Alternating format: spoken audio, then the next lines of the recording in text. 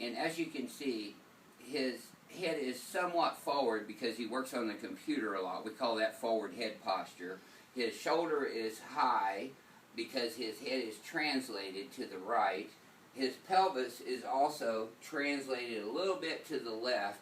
And you can see how his hands are a little out in front of him. Again, this is a result of the forward head posture and his shoulders rounding because he's doing a lot of computer work. And he gets a lot of tightness and stress in his neck, upper back, and especially into this right shoulder. So now what we're going to do first is decompress him on the y-axis. So let's come over here on this table now, Mark. And have you lay right there. This is a very unique, slide down this way just a little bit, chiropractic adjustment on the y-axis.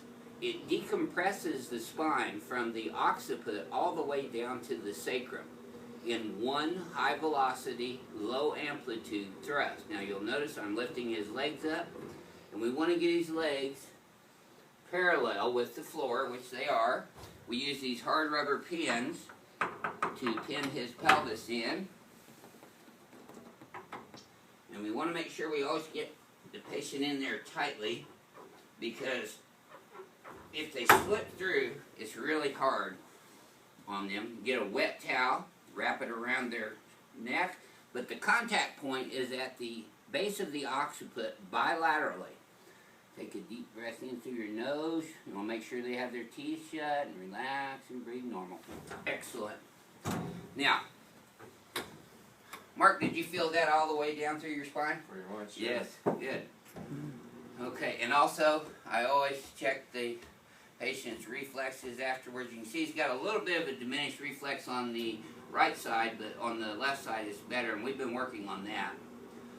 So while he's on this table, because of the height, go ahead and just lay right there for a second.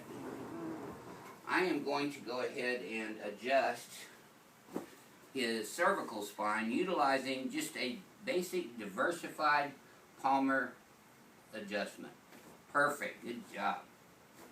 And you just catch the patient when they're relaxing, goes smooth as silk. Next thing I'm going to do is I'm going to adjust his shoulders. Now this is the proper way to get up. He knows about that. I'm going to sit up sideways and push yourself up with your arm so that you don't undo the adjustment that I just did on him. Now as I'm moving his shoulder through this passive range of motion, I'm pulling his bicipital tendon back in the groove. There was a lot of crepitus or grinding noise there. So what I just did is adjusted his glenohumeral joint with that. He's got some crepitus in his left shoulder today as well. He's been really busy working on the computer, doing a lot of stuff. Excellent. Both of those went well. Now always adjust the elbows, wrist, all the way down into the hands and fingers so that we're getting the entire neural pathway from his spine through his shoulder, elbow, wrist, all the way into the hands and fingers. And we do that bilaterally. Excellent. There we go. Now, Mark is an excellent patient because he follows through on his appointments and does his home exercises. Let's go ahead and have you sit up here on this one now, Mark, right here. Put your legs there. There we go. This is called, in chiropractic, anterior adjustments. What I'm going to be adjusting is his thoracic spine and ribs. Take a deep breath in. I'm going to lay you back. Let all your oxygen in there. Perfect. Same thing. Now, once you let your head back and all your air out. Yes, sir. Good job. Okay, let's turn sideways right. Perfect. Go ahead and get up. And we'll go over here. And I'm going to have you lay face down on your stomach. Put your face right in that headpiece.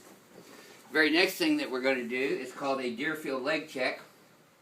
As you can see, his right leg is short by 1/2 inch here.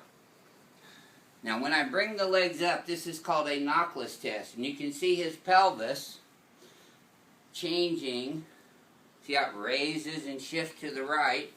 That tightened up too down there, didn't it, Mark? Yes, sir. So what we're going to do is I'm putting a very specific high velocity, low amplitude thrust into his right sacroiliac joint in the X, Y, and Z axes. You always wait for the patient to relax. As you can tell, sometimes patients buck a little bit because you just catch them between bucks when they're relaxed. Now I'm adjusting his sacrum in the Y axis as well as the Z axis. That was the sacrum bilaterally and in the center. Now you'll watch my hand change. That's L5. You'll see the angle on my arm changing as I move up the spine. That's L3. Now, table dropped a little too quick. See, there we go. We're catching between bucks again. Excellent. Now we're going to do a little lateral stretching on him. He's in yoga, and he's really limber most of the time, but he has a little bit more difficult time going to the right and doing some of his yoga exercises, and we will show that in a later edition if he's going to help us out with that. Now, he still has a little tightness right down here at T12, so just breathe normal. There we go. Excellent. Perfect. Now, we're going to reevaluate his leg lengths, and they're exactly even now. That's exactly what we want to see. Did that feel easier that time, Mark? Yes, it did. Great. Always do a pre and post evaluation on the patient objectively to see if they're responding to the treatment. Now I'm going to let his head down a little bit, and we are going to adjust his upper thoracic spine right here with the thumb move. Oh, good. Now again, this is diversified. He's got trigger points, which are the knots up in the shoulders. We're going to work on those just a bit. Help those to calm down. Now you'll feel these muscles actually melting right under your fingers. Sometimes I use my elbows to get more strength, but I do that more in the lower back and pelvic regions.